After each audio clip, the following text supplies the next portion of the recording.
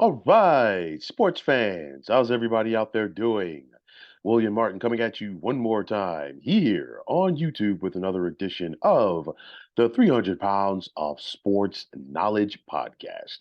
Well, folks, it's only a matter of days before the 2023 MLB season begins. And as I have talked about five of the six MLB divisions so far for this year. Obviously, I got one left, and I'm going to talk about that today. And that division, of course, is the National League East. Now, the East, we saw it last year be a tightly contested division at the top. We saw three teams from the NL East get to the postseason, led by the Atlanta Braves, who won the division. They were tied with the New York Mets. The Mets got a wild card, as did the Philadelphia Phillies, and the Philadelphia Phillies were able to ride that wave of momentum to the NL pennant. But with that said, who has what it takes this year to win the East? Now, you talk about the Mets, and the Mets had a phenomenal regular season. They won 101 games. They still didn't win the division. That's how good that the Braves were, even though, it was one of those where the Mets and Braves were tied for the division lead, but nonetheless.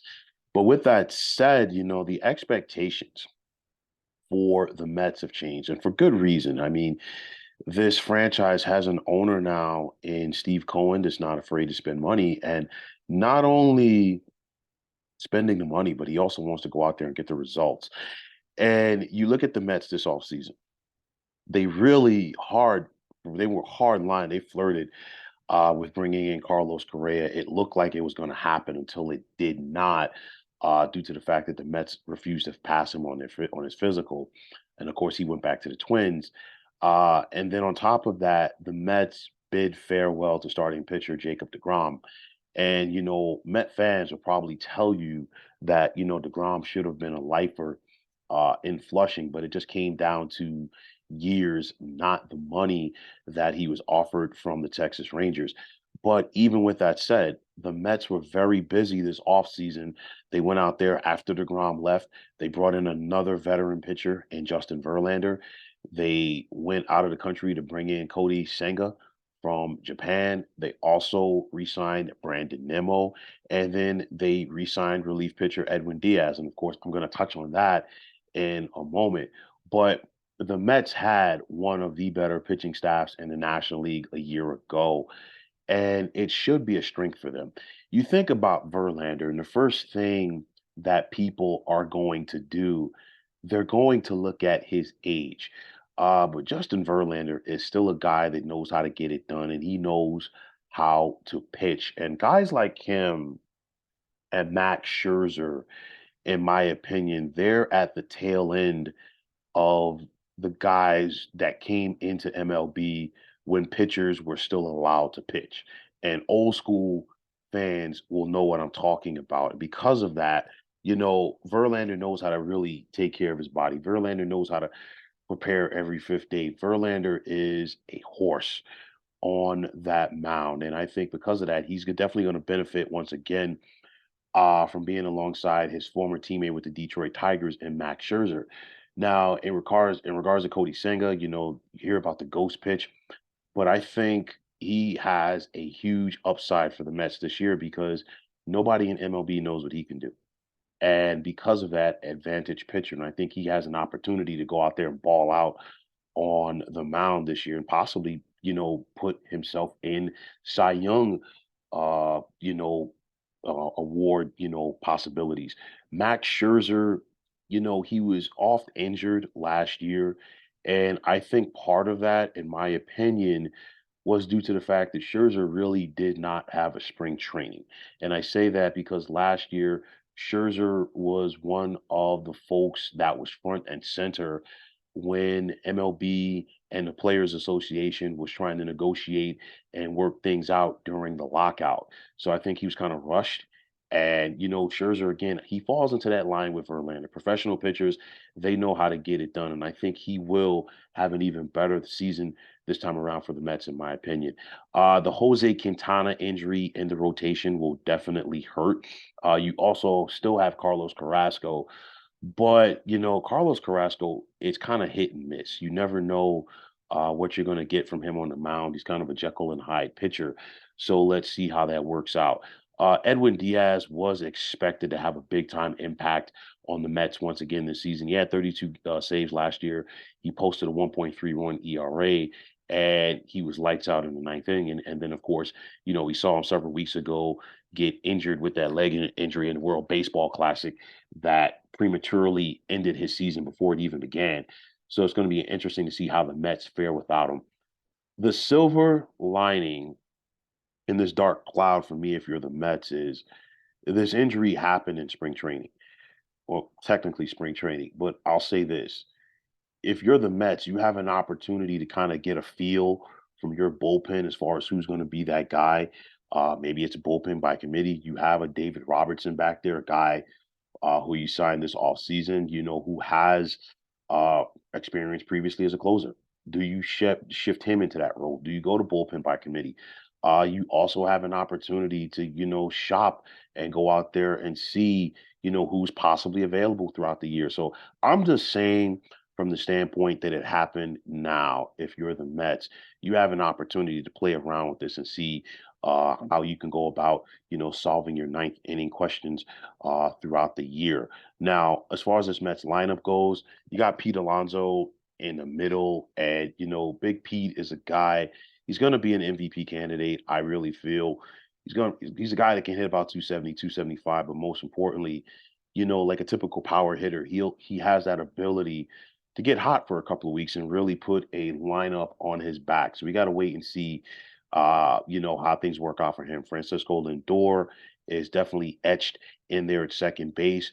And a big thing for me, no more shift for Jeff McNeil. And of course, Jeff McNeil hit more than 300 last year for the Mets. He's a pull hitter, and I think he's definitely going to benefit, especially from the gaps in right center and left center at City Field without this shift. High risk re-signing Brandon Nimmo. I don't think so.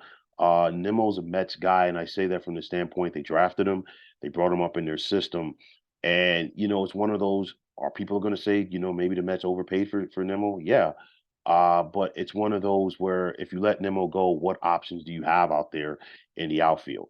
Of course, the Mets are hopeful that they can have a healthy Starling Marte this year. He was injured down the stretch, and that really affected this lineup. Mark Canha as well. I expect to have another solid impact in this lineup for the Mets. Brett Beatty did not make the Mets team out of spring training as he got optioned to AAA. But nonetheless, if you're a Met fan, don't be too frustrated because I think sooner rather than later, or maybe much sooner rather than later, you're going to see Beatty up with this team, and I think he's going to get his opportunity at third base eventually to see what he can and cannot do. So if you're Buck Showalter and the Mets, you definitely still are confident about this team. Obviously, the Diaz injury changes things, but I still think the Mets will be in contention to win this division.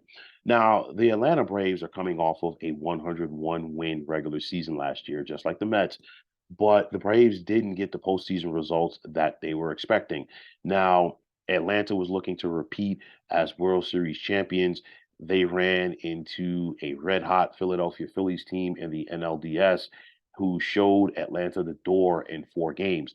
But as this new season is set to begin, will Atlanta be able to win their sixth consecutive National League East title while also making it to World Series championships in the last 3 years? Brian Snitker, I feel, doesn't get enough credit as a manager for the Braves as far as the job that he's done.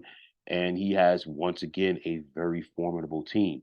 Now, replacing Dansby Swanson at shortstop, of course, he left in free agency to sign with the Cubs. Uh, of conventional thinking would lead you to believe that what it's Vaughn Grissom's job to lose, but Vaughn Grissom is going to be starting a year in the minors, which means it's going to be Orlando Arcia at shortstop for Atlanta. You still have the reigning NL Rookie of the Year and Michael Harris if you're the Braves, and Atlanta also led the National League in home runs last season, and they got the potential to do it again when you have the likes of Austin Riley, Marcel Ozuna, and Matt Olson in the middle of that lineup. And of course, Will Ronald Acuna Jr. be healthy? You're talking about a guy who has immense talent, and Acuna's talent, when it's when he's on top of his game, should put him in the conversation to be the NL MVP every single year. No ifs, ands, or buts about it. The Braves are very balanced, and for all of the talent that they have in their lineup, it still comes down to their pitching. They had one of the top pitching staffs in the National League last year, and that should once again be the case.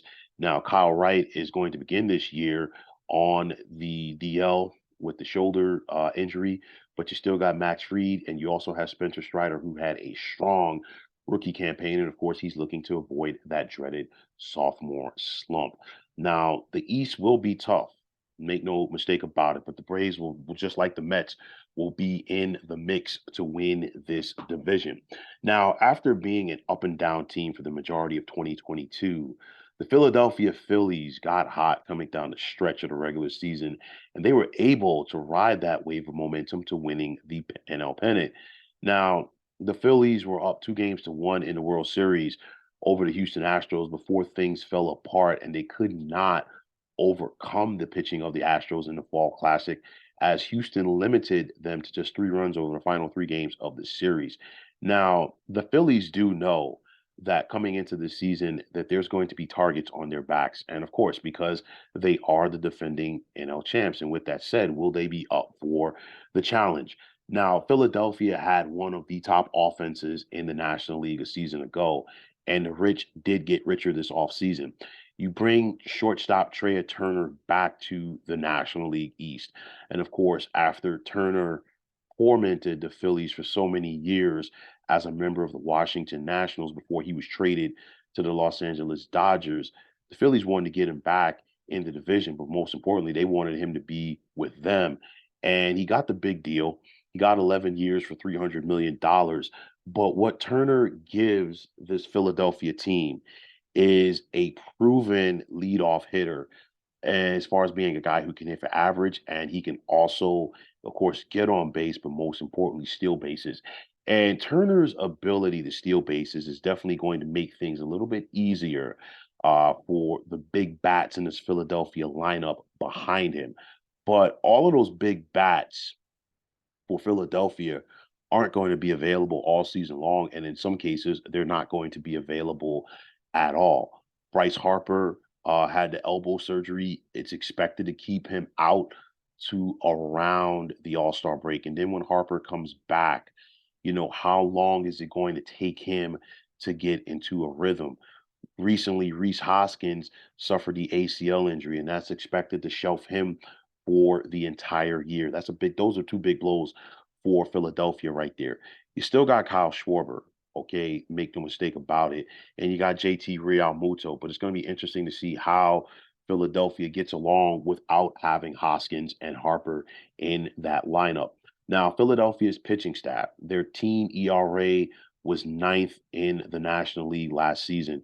You got Aaron Nola, who broke off talks with the Phillies until after the season. This is his last year under his current contract, and you know how that goes. When guys are in the last year of their contracts, they typically ball out. So you can expect a big time impact from him every fifth day on the mound.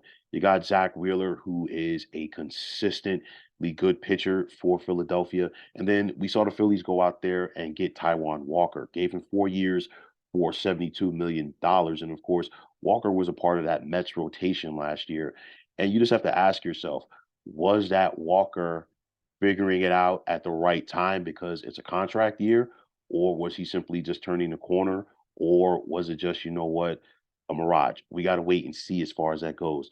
You bring in Craig Kimbrell for the bullpen. And for me, I really do feel that Kimbrel's best days as a relief pitcher are behind him. He's been very shaky the last couple of years, and if he gets off to a slow start in Philadelphia, the fans there are definitely going to let him hear it. So if your manager Rob Thompson, you pushed all the right buttons coming down the stretch last year after that slow start under Joe Girardi, this is going to be Thompson's first full year as Phillies manager, and let's see if he's able to get Philadelphia back to the postseason and, of course, ultimately winning this division. Now, you got the Miami Marlins, who they have consecutive 90 plus loss seasons. And because of that, it led to a managerial change as Don Mattingly is no longer there as he and the Marlins parted ways after 7 years in South Florida. Now, former MLB player Skip Schumacher is now getting his chance to manage the Marlins, and this will be his first opportunity in the big leagues with a team. And he's taking over a team that has finished fourth or worst in the NL East in 4 out of the last 5 seasons. Now, will the light hitting Marlins be able to improve on offenses? They were near the bottom in most offensive categories in the NL in 2022. You bring in a veteran like Gene Segura in this lineup, and of course, the former Philly is looking to make an impact with this young Marlins team. Sandy Alcantara on the mound for Miami is a big time pitcher, but of course, the lack of run support, led to him not getting as many wins as he should have last season. Will that change this year? You bring in a veteran pitcher in Johnny Cueto, and of course, how much does a 37-year-old Cueto have left in the tank? So for this young Marlins team, will they be able to make some noise in the East? We got to wait and see. And finally, there's those Washington Nationals. And since winning the World Series in 2019, Washington has become a shell of themselves. As it included them losing 107 games last season. And with so much of the talent from that championship team now gone, will the Nats find a way that could keep up in the National League East this year? Dave Martinez is still there as Nats manager, but of course, the biggest question hanging over this franchise is will they be sold? And anytime you have an issue like that, it really takes away from the competitive balance or the opportunity to compete, rather, for a team, regardless of the sport. Now, Washington had one of the worst offenses in the NL last year, and with one of the younger lineups in baseball for 2023, I think this team is once again going to take their lumps. Now, one bright spot could be starting pitcher Mackenzie Gore. Of course, he was part of that Juan Soto trade last year. And if you're the Nationals, you want to try to show that you got something back for giving up an all-star caliber player like Soto. The health of Steven Strasburg, excuse me, as he's only made 8 starts since helping the Nationals win the World Series, and that's going to be key. You got a veteran guy, but of course, one of the biggest what ifs or the biggest question marks, rather, throughout Strasburg's entire career has been his ability or inability, rather, to stay healthy. Now, for the Nationals, I really think they're going to take their lumps this year. It would not surprise me to see them lose 100 games once again. The Marlins, I think they'll be slightly improved, but I don't think they're going to be improved enough in order to win this division. I think this division comes down once again to the Braves, the Phillies, and the Mets. You look at it, the Diaz injury will hurt the Mets. Not getting Carlos Correa will hurt the Mets on the short term, but I think long term they'll figure it out. And of course, when I'm saying long term, past this year, but for this year, it will help because he was supposed to be the guy to be behind Pete Alonso in that lineup. But nonetheless, you look at the Braves. The Braves have been the most complete team in this division, and I think that trend continues. And that's not to say that either the Mets or Phillies won't be in playoff contention. No, but I think that this division is going to be the Braves again to lose. Now, in recent years, we have seen Atlanta start off slow and they've rallied at the end. So it's going to be interesting to see if the Braves can just get off to a stronger start this season to dictate the pace, or will it be the Mets who dictates the pace, excuse me, coming out of the gates, or the Phillies? We got to wait and see.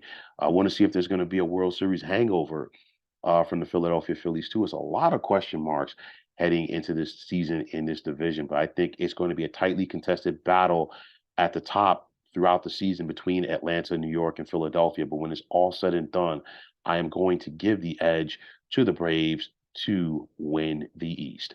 So, folks, that is going to wrap it up. And as always, I want to take this time out to thank you for tuning into the 300 Pounds of Sports Knowledge podcast. here on YouTube. I want to take this time out to thank all of you fine folks out there for tuning in. And if you have not already, please feel free to subscribe to this channel. Now, if you're on Twitter, please feel free to follow me at 300 Pounds of Sports. And like I always say, if you follow me, it'll be my pleasure to follow you right back. There's also the sports discussion group on Facebook at the Sports Depot 365. You can check it out, drop a line, and be a part of one of the better sports debating sites going on social media. So, once again, fine folks, my name is William Martin. I am signing off, and I'm saying take care and have yourselves a wonderful day.